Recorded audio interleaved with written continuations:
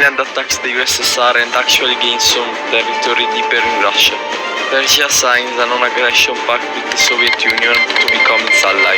Romania attacks Bulgaria and occupies it, leaving as a puppet its southeastern region. Estonia aligns with Finland to become a northern country and gets annexed as a province of Finland. Yugoslavia sends an ultimatum to Romania to drop off Transylvania. Since Romania couldn't handle a conflict of that scale, decides to accept the demand. USSR attacks and occupies the eastern regions of Poland to compete the Belarusian and Ukrainian SSR and unite their people. Persia attacks Iraq to reform its glorious Persian Empire. The Soviet Union agrees to give some degree of autonomy for the Ukrainian SSR in order to avoid any rebellion against the Kremlin. Switzerland activates their special operation by attacking Italy. Instead, Italy pushes back Switzerland and occupies it. Switzerland becomes an Italian puppet state. Italy and Germany operate their invasion of Yugoslavia to secure the Balkan front and the Adriatic Sea. They successfully split Yugoslavia and Hungary gains independence once again. For some reason, Poland changes its flag to the Democratic Germany. Sweden attacks Norway and occupies Oslo to become the power of Northern Europe. Germany and Poland sign a peace treaty and another non-aggression pact. Fascist Italy would go to war with Yugoslavia, but it doesn't exist anymore. Switzerland becomes a satellite state of Italy, so it resigns from being its puppet. The Nazi government collapses, so Austria, Bavaria and Western Germany break apart from the central government. The lowlands and Poland attack Germany in its period of weakness to secure some land. Poland successfully takes over its Polish borders with Russia. Franco in Spain aligns with Italy and gets closer bond with the fascist powers. Germany restores its Nazi government and takes over Poland. France in the meantime changes government and becomes communist. Italy attacks Greece to reform the Roman Empire and occupies the region of Macedonia, but a stalemate is reached. Turkey and Iran invade Syria and divide it in half. Germany invades the Netherlands and gets better access to the North Sea. Germany occupies its southern provinces and unites. The USSR then takes control of Bessarabia and creates the Moldavian SSR. Germany annexes the Low Countries and recovers Austria as well as annexing Slovenia and the Protectorate of Bohemia and Moravia. Yugoslavia threatens Romania with war to liberate the Bulgarian provinces. Romania then completely occupies Yugoslavia and Transylvania, establishing Greater Romania.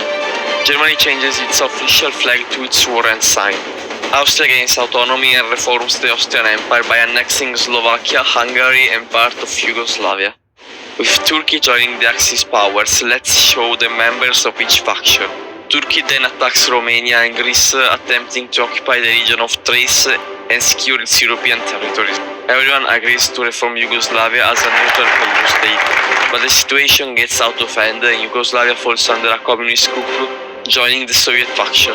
France tries a naval landing in Turkey to recover its French colony, but is unable to push enough to succeed. Germany then attacks France by the Low Countries and slowly advances to Paris. The French army is unable to defend against the Germans, which occupy the capital. At this point, France surrenders and is occupied by Germany. The Soviet Union attacks Turkey in an attempt to make the Turkish government fall, but is only able to occupy the eastern region while Turkey resists. The nationalist Spanish government falls and is replaced by the Republic of Spain, aligned with the Soviet Union. Finland, taking advantage of the situation, annexes Norway, which is already being pressured from Sweden and inevitably falls apart. The British colonies break apart from the empire to avoid having to deal with a war against Germany. So Scotland, Egypt, Palestine, Transjordan get independence. This weakens the British power, making Germany be the strongest side. The Austrian Empire occupies Transylvania in an attempt to complete its empire. Britain occupies Ireland for its strategic ports and for help with the war effort. The Protectorate of Bohemia and Moravia unites in Slovakia and creates the fascist Slovak state. Communist Spain attacks the African colonies of the new German-occupied France. The weak African army is unable to stop the Spanish who occupy Morocco and Algeria. Germany decides to deal with it by issuing peace, and so the new Spanish Empire annexes its occupied territories in France and Africa, while Germany continues to occupy Tunisia. Germany annexes Lithuania, which becomes another protectorate of the German Reich. Then Germany annexes the Austrian Empire and makes it a province of the Reich. Rivals in the Soviet Union become too large, and eventually the central government starts to lose control over its regions. The provinces of the West and the Caucasus become independent, making the Soviet Union at risk that these autonomous states might align themselves with the Axis government. Romania exploits this by reoccupying Moldova. The war in the Atlantic becomes too much struggle for the British, who surrender to Germany, which established the fascist puppet to Finland.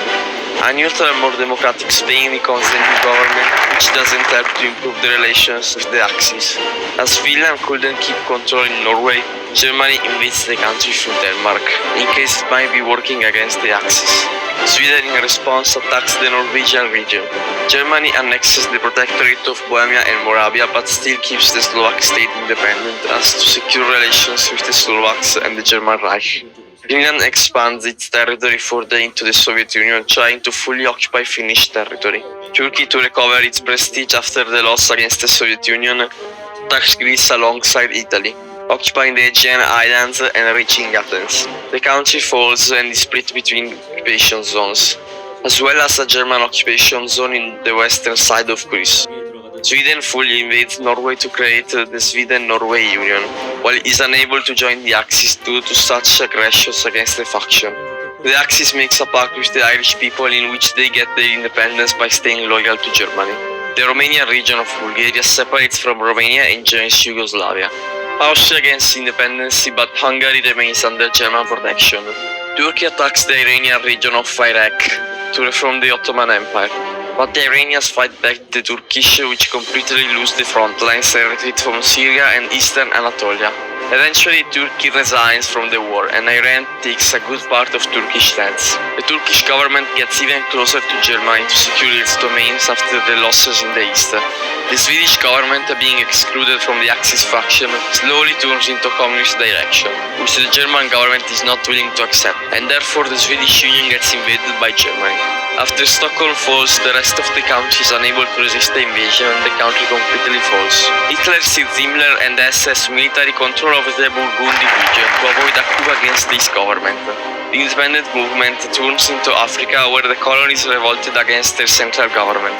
Apparently, Mussolini goes to an Islamic pilgrimage to Mecca, and Allah gives him the rule over North Africa. Then Italy occupies Portugal, becoming a province of the Kingdom of Italy. Germany does the horrible and inhumane act to tax Czechoslovakia as well as annexing it. After the proclamation of the Triangle Axis, Portugal and Spain join the Axis powers, bringing the faction to the Iberian Peninsula. Germany then occupies Ukraine, and when Kiev is reached, the rest of the country falls, making the Soviet nightmare a reality. Hungary finally gains again its independence. Greek and Yugoslav partisans sabotage the Italian kingdom while a civil war breaks out in the south, but it doesn't last long as Italy, with backup from Germany, successfully represses it and comes back again. After Belarus is forced to join the Axis, Germany initiates Operation Barbarossa and invades the Soviet Union. The German army quickly pushes back the Soviets while occupying Latvia and Yugoslavia. Finland helps Germany with the invasion. While nothing seemed to go wrong, a civil war breaks out in Germany with the loyals of the German Socialist Republic.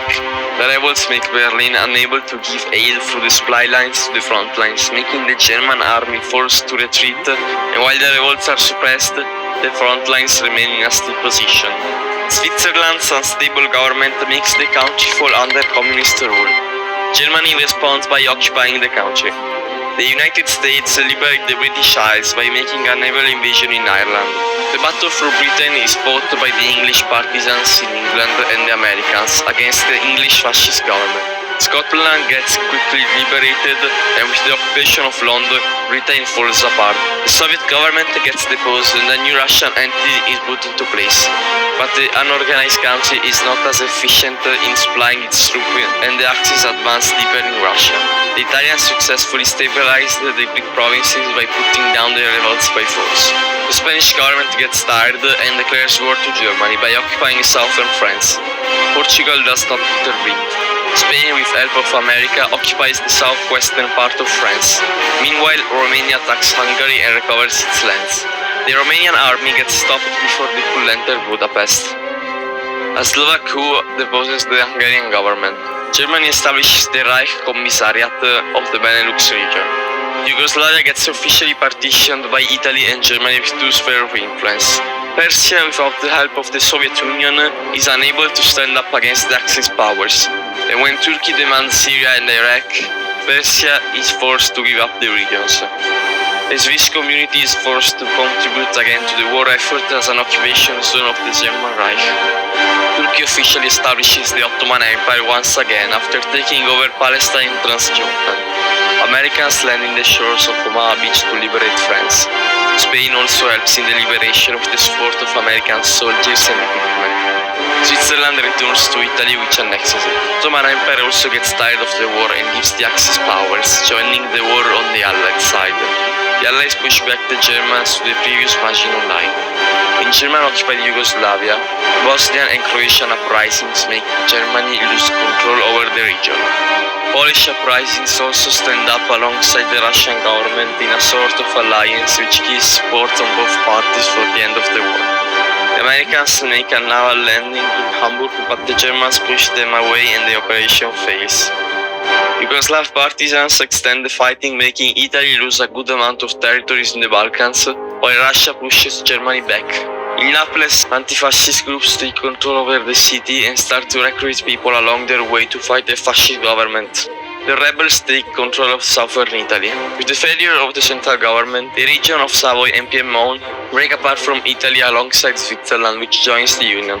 In the east, the German army is ordered to invade Finland as they consider the Finnish operations ultimately unsuccessful. Finland joins the Allies. Polish rebels continue the fighting by attacking the city of Memel, while Russia pushes Germany back. The Baltic states become a province of the Reich. If you want this concept to become a mini-series, comment what would you change by following the rules that you can find here in the screen or in the description and in the comment section. If there are enough comments, I will make another part on this project. You can always watch this series that I put in the screen right now. I suggest you the Comments Change Europe series.